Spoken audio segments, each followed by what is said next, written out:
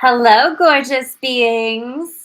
Welcome. Happy Friday. Welcome to the morning show. How are you feeling? Oh my goodness. Happy Friday. Happy new moon. Holy everything. Let's go. New moon energy is among us, and we always love that vibe. I've got my moon earrings. I didn't even plan that. That is so fun. Good morning. How are you feeling? We are here today on my favorite day for a live Q&A. If you're new here, welcome. I'm Marli. I am your host, and we are diving into your questions today. So, as always, we've got a couple of really good ones lined up. But if you have something that pops into your mind that you want to talk about, drop your questions in the comments and we will get to as much as we can. Good morning, Chris. Hello. How are you? So, today is the new moon in Cancer. So, globally, this is a reset, right? We're starting now where the new moon is going to come first in the month and then the full moon. So for the past year ish, we have had a reverse. And the reverse essentially means the full moon was coming first and then the new moon. So it was kind of this looking back energy. It's like, what else do you need to let go of? What are those loose ends that you need to tie up? And now we're getting into that reset energy of the natural order, which is now about what new intentions are we starting? What's the seeds that you're planting? And then we're going to make our way up to the culmination of the full moon and then back down with the waning moon into the new moon, the natural way of things. So this is sort of a reset energy. It's like a realignment. It's like now it's a go mode kind of thing. So we're excited. I love a good new moon. And this one being in Cancer is a very different energy in general. I think in general, because Cancer is more of that like emotional, watery sign. So it's almost like this reset on our emotions. And as we know, our emotions can lead us in so many different directions. So when we think about having a new reset, and that in terms of your emotional nature, just think about how that lands on you. Like, what does that mean for you? Where have your emotions been? If there was a reset energy happening for you with your emotions, what does that feel like in your body? You feel me on this? All right. All right. So we're diving in with Q&A. As always, drop your questions, drop your comments. I love answering your questions. Those of you who know me, you know I'm a generator responder. So your questions bring out a magic that does not normally come out. So I love when you guys ask your questions. So we have one that's really juicy lined up, and then we'll just kind of see where it all takes us. Okay. Let us begin. Question 1. Can you explain destiny and how we create our own reality? Like, do we create our own reality? If there is destiny, do we actually have that power? And if we do, how does destiny work with it? What a good question. Okay. So, in our spiritual personal world, we talk a lot about you create your own reality. You create your own reality. You create your own reality. But there's also a whole lot of talk around destiny and things that are aligned for you. And what is for you cannot miss you. And you can't mess it up, and all of these things. So, which one is the truth? That's what I'm gathering here. So, destiny versus creating your own reality. So, I'm going to give you my point of view, obviously, and my belief system. Take what lands on you as truth, leave the rest. But here's how I understand it. When we sign up for our lifetimes, we sign up with certain soul contracts, a blueprint, if you will, of the highest potentiality of what the life could be, and these little destiny points of things that we signed up for, lessons that we signed up to learn. Sort of like the theme of the entire life is like this round of this life, I will go and I will learn this theme. I'm going to face this part of myself. I am going to transmute this energy that maybe I didn't do such a good job with in a past lifetime. So you can think about it like, before you come into this version of you, you sort of decide the whole theme of your life. You decide like what's the main component going to be.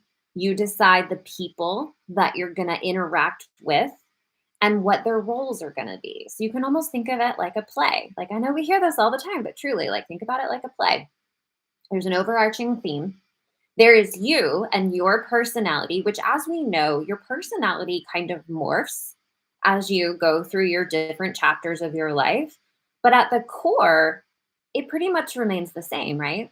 Like you can think back on you as a 7-year old, and then you as a 15-year old, and then you as a 20-year old, and then you as you are now.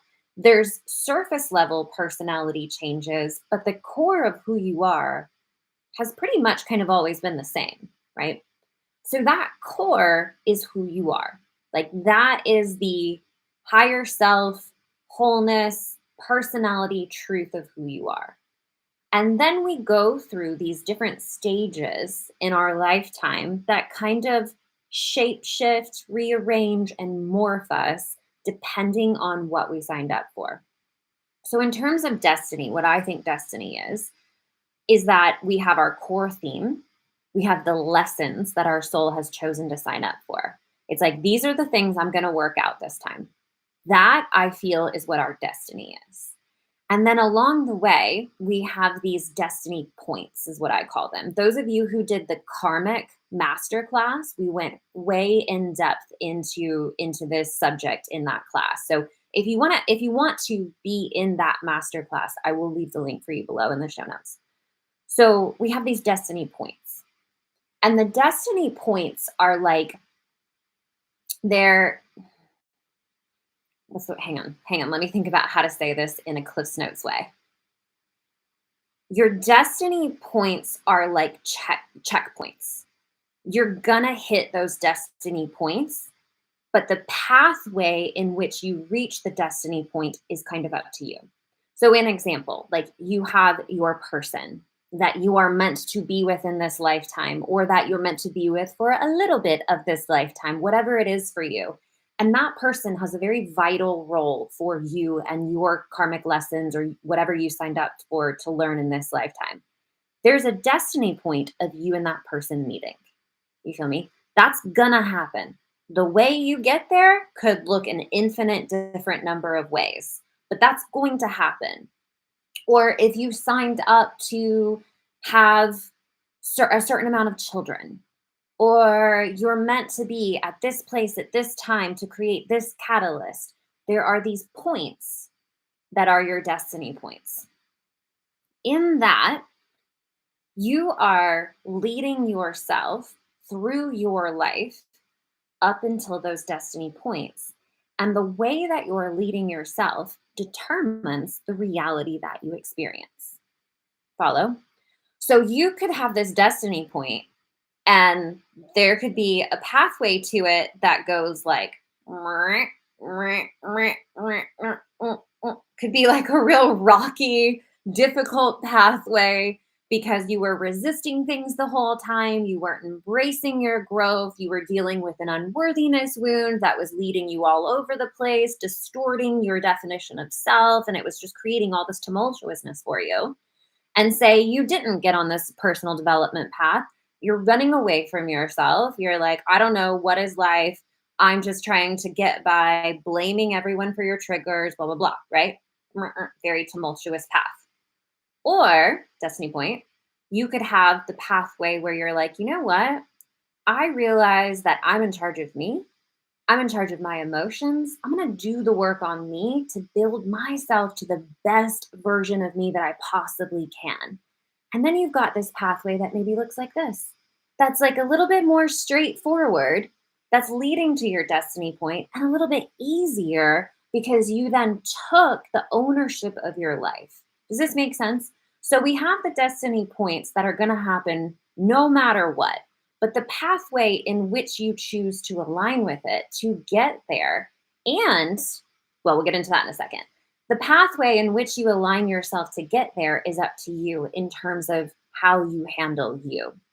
So at the end of the day, the way that we create our own reality is by determining and deciding who we're going to be on that pathway.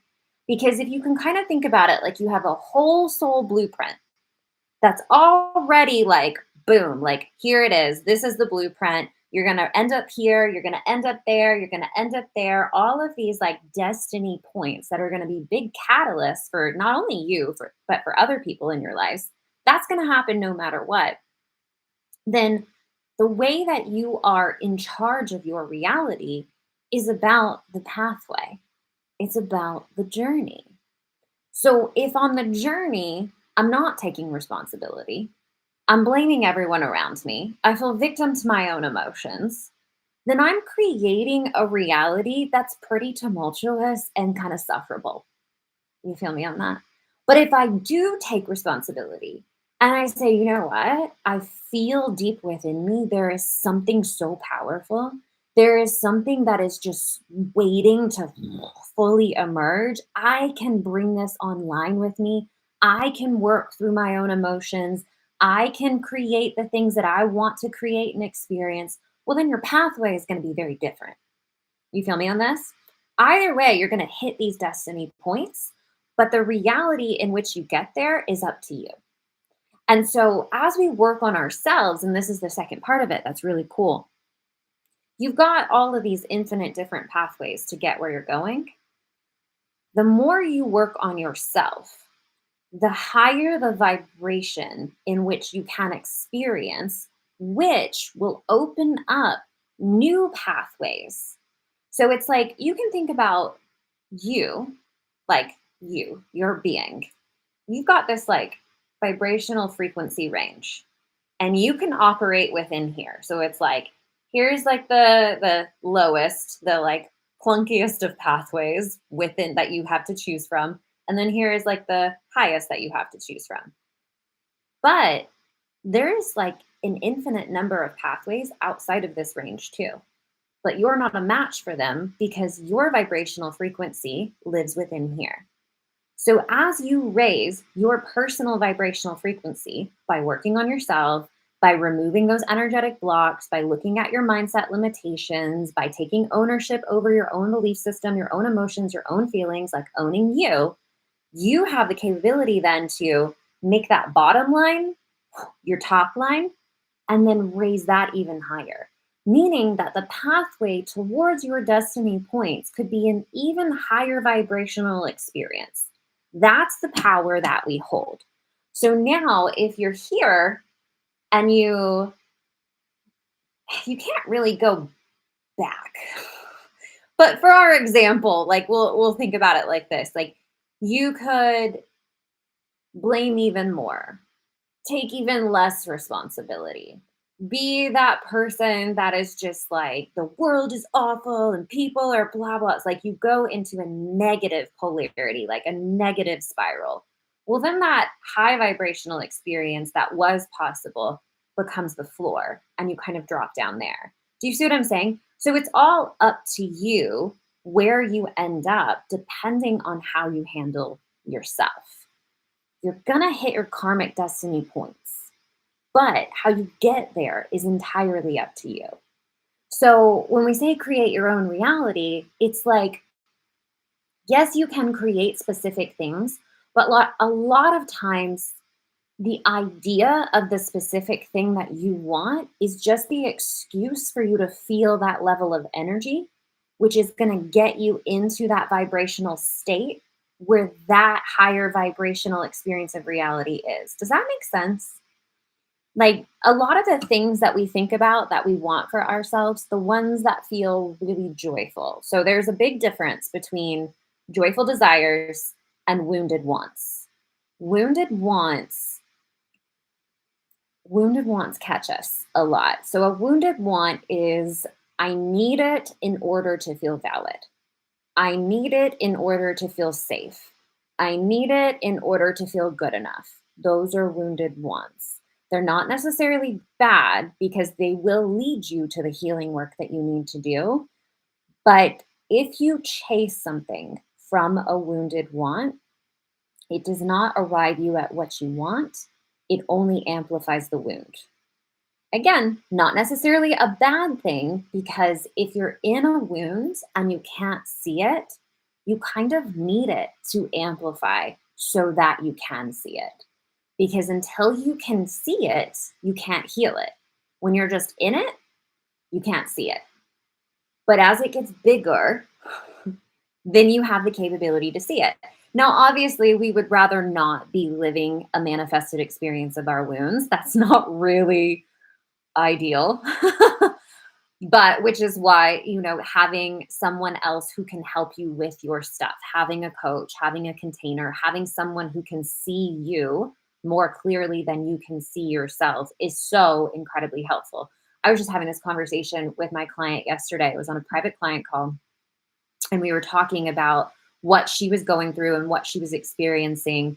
And she was saying how, like, you can't see it when you're in it. Like, you can't coach yourself because when you're in a wounded state, like, and when I say a wounded state, it's not like your feelings were hurt kind of thing. It's like when you have an unworthiness wound, when you have a not good enough wound, when you have a I'm not lovable wound, you can't see yourself clearly.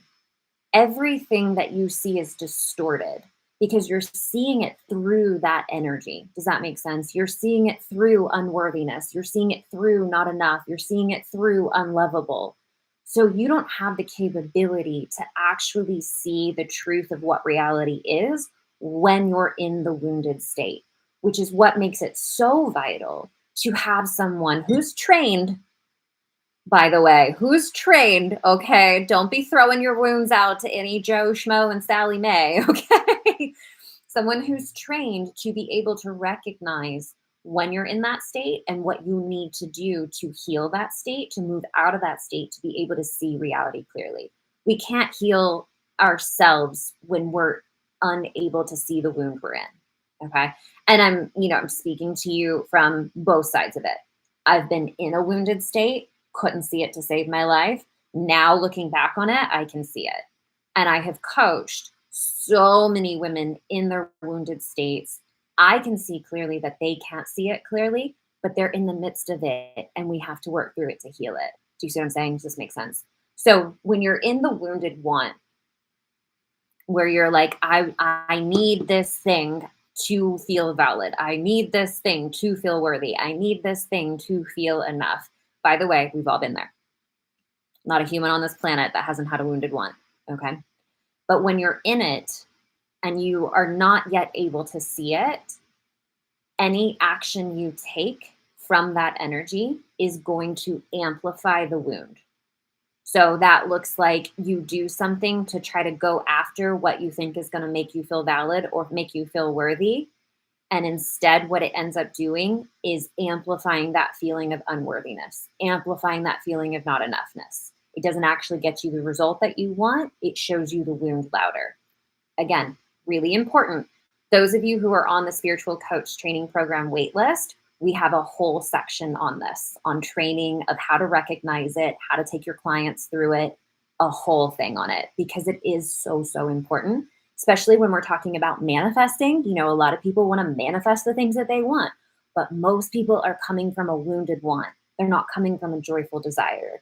Now, a joyful desire, no problem, joyful desire, because joy manifests things at lightning speed. When you're in joy with something, and you can feel it right now automatically, can't you? Right away, you can see the difference between a wounded want and a joyful desire. When you're in joy around something, it's boom, boom, boom. Every action you do is going to bring that desire into manifestation because you're operating from joy. It's one of the highest frequencies there is. And things manifest faster when you're in a higher vibrational frequency. Do you guys know Robert, what's it called if you're on here? The power versus force emotional frequency scale, where it's like shame, anger, guilt are some of the lowest vibrational frequencies that there are. And then the highest is like enlightenment, love, joy, gratitude. When we say low and high, it's not, thank you, map of human consciousness. It's not good and bad. It's faster and slower. less dense, more dense. So these frequencies down here, they don't feel as good. That's your first key. But also they're like, you can think of it like if you're trudging through mud versus you've caught that like wind current that just carries you. That's a really great way to explain it. So when you're in the higher frequencies, things can manifest left and right because there's no drudgery, there's no muck, there's nothing holding it back. But when you're in the wound, it's just like the mud is amplified. You're like, what the? This makes sense. So wounded want, joyful desire. When you're wanting to manifest something, if you catch yourself in the wounded want, what you want to do is get really, really clear on what the wound is. And if you have somebody you're working with, they're going to help you with that. But you want to look at it because if you think about something you want and there's a constrictive energy, there's a sadness, there's a frustration, there's a like shame, that's the energy you have got to work through to heal because any action you take in that energy is only going to amplify that energy. Does that make sense? So we're creating our own reality all the time. We have our karmic destiny points. That's just part of the game. It's part of our soul blueprint and the things we signed up for. And along the the way in which we choose to walk our journey, which means how much responsibility am I taking for me, is going to determine your experience of the reality that you create. Click, click. Good question. Really great question. Okay, my loves. Well, it's already 10:40, so we wrapped with a question. Do we have any questions on that? Any further explanation that you guys need on destiny versus creating your own reality? Drop it in the comments right now if you have anything. And then while if we're waiting on any questions, I want to tell you guys about my Miracle Matrix experience that I am creating. This is a beta program, and it is going to be a whole program container on healing, on working through your mindset limitations, on moving energetic blocks. So, this is all about taking that whole responsibility for the self so that you can create that reality where you're on a high vibrational path. So, it's going to be a 3-month container that is all on the self. So this is like if you've never focused on you before, get ready, get excited.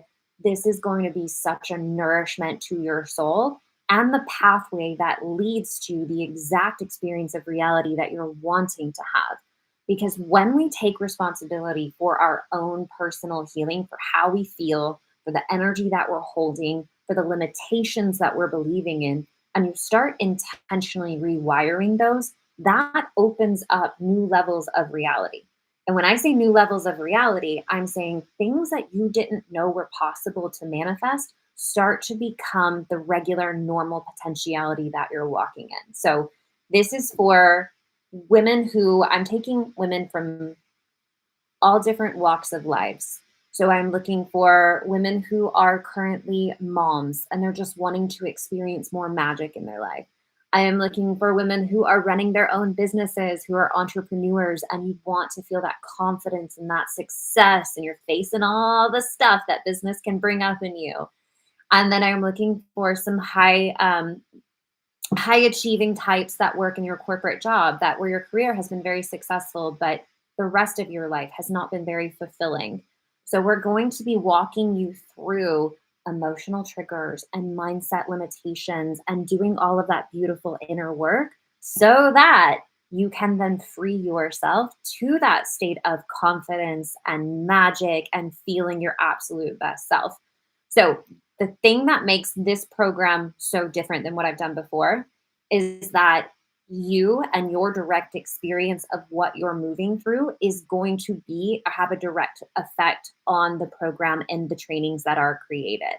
So it's a little beta program. You're going to be like a founding member of the creation of this Miracle Matrix experience. So you are going to have a direct input that will determine the program's direction And therefore, it's going to be life changing for the women that come after you. If you're interested in this, just send me a message. It is by application only because it is a beta program. I would love, love, love to have a conversation with you. All right, my loves. I love you so much. Thank you for being here. Happy new moon. I hope you have a beautiful weekend, and I will see you back here on Monday for another episode of The Morning Show. Goodbye, my loves. Goodbye.